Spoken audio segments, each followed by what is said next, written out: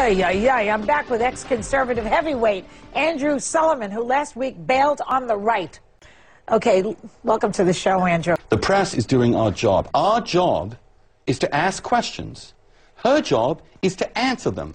I think this special is more aptly titled Reasonable Questions for an Unreasonable Time. I just had questions. Yeah? I had a lot of questions. There are so many bizarre questions, including this extraordinary story of the birth of Trig, which is, on any basis, extraordinarily hard to believe. Believe me, I have asked myself that questions many, many nights, usually about 2 a.m. when I couldn't sleep. Why is no one else asking these questions? I would just say look for yourself. Asking a series of sort of hanging questions and making it sound as if someone's covering up these facts, but a brave researcher can dig down and put all the pieces together. At some point, if the journalists do their job and if brave people stand up and tell the truth, we will find out who Sarah Palin really is. No one is 8 months pregnant, thousands of miles away from home, as she says, in a hotel room in Dallas. Oh, yes. With a special needs child, wakes up bolt upright in bed, has a strange sensation low in her belly, and tells the Anchorage Daily News that her water broke, and doesn't go to the hospital. Asking a series of sort of hanging questions and making it sound as if someone's covering up these facts, but a brave researcher can dig down and put all the pieces together. So are you saying there's some kind of cover-up that went on? I have no idea, Joe. I mean, that's not our strongest evidence. I mean, that's just one of the many things about that day that don't add up to us. Maybe there is some truth there that we don't fully know. She wanted to sue me for even asking questions. But there are some things that I think Republicans, Democrats, liberals, and conservatives can agree on that don't make sense. But for some reason, it's too uncomfortable to verbalize those things. Well, America is burning down to the ground. And if somebody doesn't ask these questions, well, we're all just going to watch it burn down together. Is no one investigating this?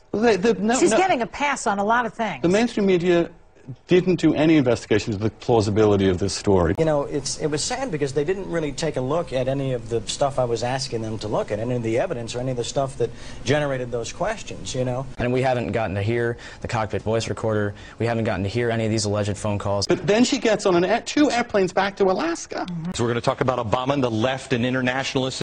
In labor. Revolutionaries. The 84 videos from the Pentagon. Then give a speech. No plane debris. Look at any other plane crash. In her own book, she says she gives a speech while she's having contractions. Graft and Acorn-style organizations. There's a 10-foot crater by 16 foot. I say. She tells a joke in the speech. I mean, the government is cherry-picking the evidence that it releases to the government. Czars and hidden agendas. No one does that. Oh, that's a very interesting No one. point. So where is this plane? That's all we're saying. You're just putting these pieces together. I have no idea. I'm just trying to make... I'm not alleging anything. Yeah, it doesn't add up. A lot of it doesn't add up, hence these questions, you know. Conjecturing. All I'm saying, no, I'm not. I'm not even conjecturing. I am simply saying I cannot believe the story that she's told. It just doesn't make sense. Would someone please make sense of this story for me? If we have the Pittsburgh Gazette, the editor-in-chief there saying, again, there's nothing there that looks like a plane. Again, don't believe us. Anchorage Daily News asked the flight attendants, well, goodness, how did you let a woman 8 months pregnant, whose water has broken, according to her, who is experiencing contractions, according to her, on the plane? Who are these czars? What do you even know about these czars? Where's the damn media on the czars? What do these people do? What power do they possibly have? Are they even constitutional? Who's paying for them?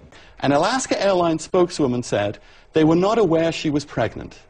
You know, what happened to a time in this country when we were entitled, when we had a constitutional and a God-given right to be curious about things that didn't make sense. That's all it was. Because we have a lot of cable shows now, and thank you. Asking a series of sort of hanging questions and making it sound as if someone's covering up these facts, but a brave researcher can dig down and put all the pieces together. You're just putting these pieces together. I have no idea. I'm just trying to make... I'm not alleging anything.